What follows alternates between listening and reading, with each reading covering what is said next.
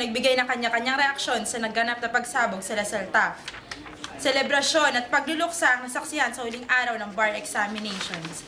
Iisa ang sigaw ng mga estudyante at profesor ng Faculty of Civil Law. Bigyang hustisya ang mga naging biktima sa naganap na pagsabog. Narito si Karen Jonel Navidad para sa buong detalye. Kabilang sina Mark Gonzalez at Luena Benasor sa mga nakasaksi na naganap na pagbomba sa TAF na nagresulta sa 47 biktima. Supposedly, masaya yung event talaga. Tapos nabalot lang ng takot nung sumabog na. Kasi sobrang lakas talaga ng pagsabog.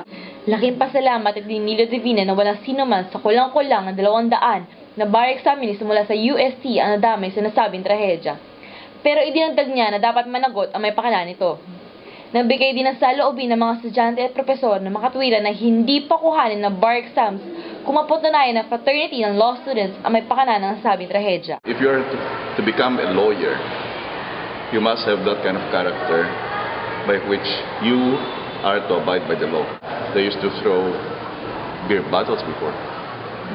So perhaps this time, they're just taking it one step further. Ngunit ang inaakala ng lahat na frat wars ng law schools ang ugat na pangyayari ay nabigyan linaw kamakailan lang sa investigasyon ng mga frat sa mga kolehiyo ang may pakana nito. Dahil dito, naglabas ng opisyal na statement ng UST Civil Law na magsasagawa ng fundraising.